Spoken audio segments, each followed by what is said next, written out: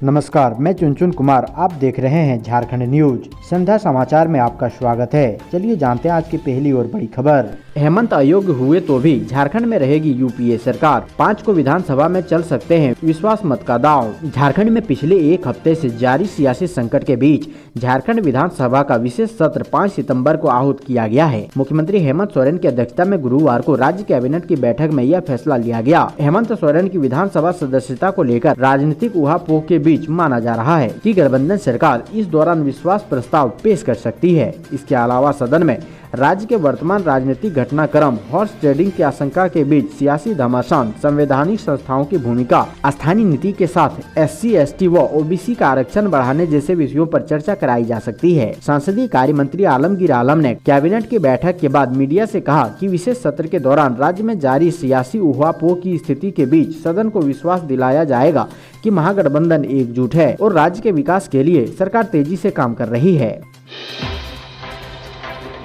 आरोपी शाहरुख और नईम पैरवी करने से वकीलों का इनकार। एक हफ्ते में चार्जशीट जमा करेगी SIT।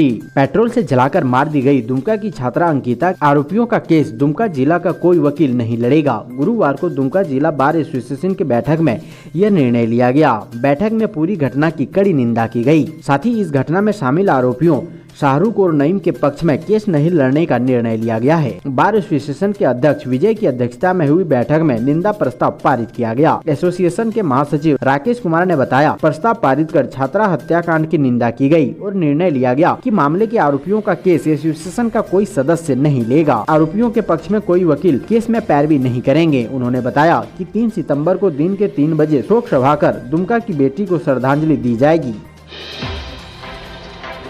बंगाल CID ने लिया झारखंड सरकार की साजिश से जुड़े दस्तावेज। जमानत पर हैं तीनों विधायक, कोलकाता छोड़ने की अनुमति नहीं। झारखंड में महागठबंधन सरकार को अस्थिर करने की साजिश से जुड़े केस में बंगाल CID ने रांची के कोतवाली व धुरवा थाने में पूर्ववर्ती कांडों के विषय में जानकारी ली है। बंगाल पुलिस की CID ने पूर्व में सरकार गिराने की साजिश से जुड़े 2 कांडों से जुड़े दस्तावेज हासिल किए हैं। वहीं इससे संबंधित FIR, केस डायरी व स्वीकारोक्ति बयान भी पुलिस से लिया है। 30 जुलाई को झारखंड कांग्रेस के 3 विधायक इरफान अंसारी, राजेश कश्यप व नमन विकसल कोंगाड़ी को बंगाल में 49 लाख रुपए नकदी के साथ गिरफ्तार किया गया था। तब कांग्रेस विधायक कुमार जयमंगल के बयान पर FIR दर्ज कराई गई थी। इसी FIR के आधार पर बंगाल CID मामले की जांच कर रही है।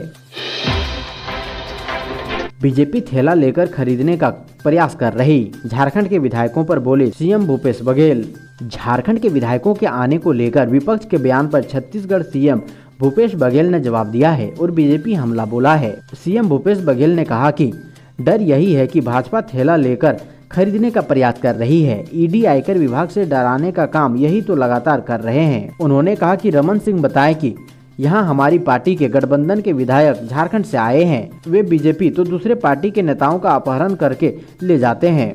बीजेपी तो दूसरी पार्टी के नेताओं का अपहरण करके ले जाते हैं। मध्य प्रदेश, राजस्थान, कर्नाटक और अभी महाराष्ट्र के विधायकों को ले गए थे। भाजपा विपक्ष को बर्दाश्त नहीं कर पा रही है और एक निर्वाचित सरकार को गिराना चाहती है। बता दें कि इससे पहले रमन सिंह ने कांग्रेस सरकार और मुख्यमंत्री भूपेश बघेल पर निशाना साधा था। उन्होंने कहा था कि भूपेश जी कान खोलकर सुन लीजिए, छत्तीसगढ़ अय्यासी का अड्डा जो छत्तीसगढ़ वासियों के पैसे से झारखंड के विधायकों को दारू मुर्गा खिला रहे हैं। असम, हरियाणा के बाद अब झारखंड के विधायकों का डेरा। इस अनैतिक कार्य के लिए छत्तीसगढ़ महतारी आपको कभी माफ नहीं करेगी।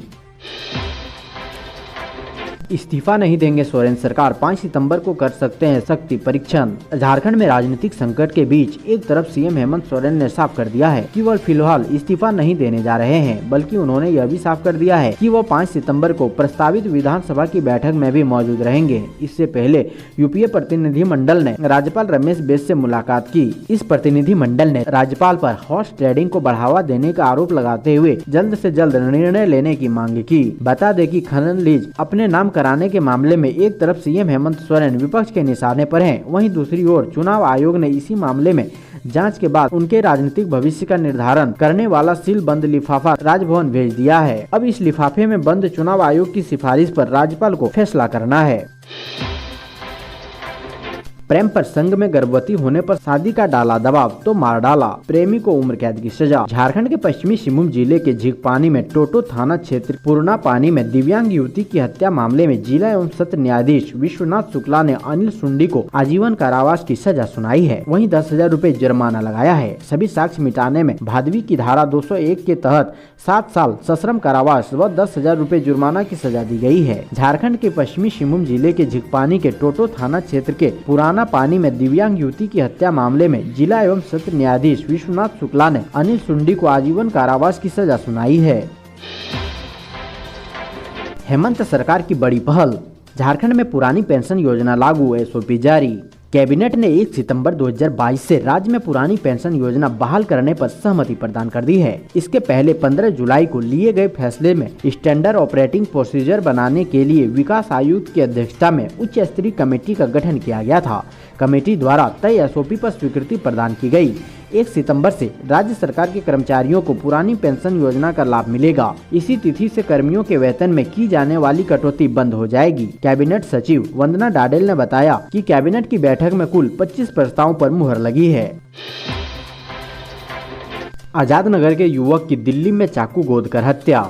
भूली आजादी नगर अमन सोसाइटी के नसीम आलम नामक युवक की दिल्ली में महज 100 रुपए के खातिर नशेड़ी युवकों ने चाकू से गोदकर हत्या कर दी। नसीम का दोष बस इतना था कि 2 नशेड़ियों ने उनसे गांजा पीने के लिए 100 रुपए मांगे थे और नसीम ने दोनों को रुपए देने में असमर्थता जताई थी। घटना दिल्ली के शादीपुर फ्लाईओवर के समीप की है। दोनों ने मिलकर उसे चाकू से गोदकर मार डाला। नसीम के भाई तौफीक आलम ने बताया कि नसीम पिछले 10 साल से दिल्ली के करोल बाग में रहकर सिलाई का काम करता था। छात्रा की हत्या के विरोध में फूका सीएम हेमंत सोरेन का पुतला। दुमका की छात्रा की हत्या के विरोध में गुरुवार को मुख्यमंत्री का पुतला दहन किया गया। धनबाद के रणधीर वर्मा चौक पर मगही भोजपुरी मैथिली संस्कृति बचाओ मंच एवं विरसा जन कल्याण पार्टी के बैनर तले कार्यक्रम हुआ। मौके पर मौजूद भाजपा नेत्री गीता सिंह, मदन राम, अविनाश सिंह आदि मौजूद थे।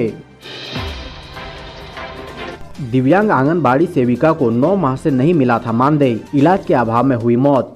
झारखंड के पूर्वी सिंहभूम जिले के घाटशिला प्रखंड के महुलिया आंगनबाड़ी केंद्र की सेविका नीति मंडल की गुरुवार को बीमारी से मौत हो गई। वह अविवाहित थी, देखभाल करने वाला कोई नहीं था, वह दिव्यांग भी थी। सेविका को जो मानदेय मिलता था उसी से गुजारा होता था। पिछले 9 माह से मानदेय नहीं मिला था, इससे वह अपना सही से इलाज नहीं करा सकी। सूचना मिलने पर सेविका शंपा दत्ता, शारदा मणि भगत, मुखिया प्रतिनिधि स्वपन मंडल पहुँचे। रायपुर में झारखंड के विधायक बोले, हमें तोड़ने का हो रहा प्रयास। छत्तीसगढ़ में रायपुर के मेफेयर रिसोर्ट में झारखंड के विधायकों ने गुरुवार देर शाम पत्रकार वार्ता करके कहा कि हेमंत सोरेन सरकार स्थिर है, मुख्यमंत्री ने इस्तीफा नहीं दिया है। सारी सुरक्षा के बीच विधायक स्टीफन मरांडी, दीपिका पांडे, सुदीवी सोनू, भूषण बाड़ा, झारखंड कांग्रेस के प्रदेश अध्यक्ष राजेश ठाकुर ने संयुक्त पत्रकार वार्ता में झारखंड सरकार की जनता के हित में लिए गए फैसलों की जानकारी दी।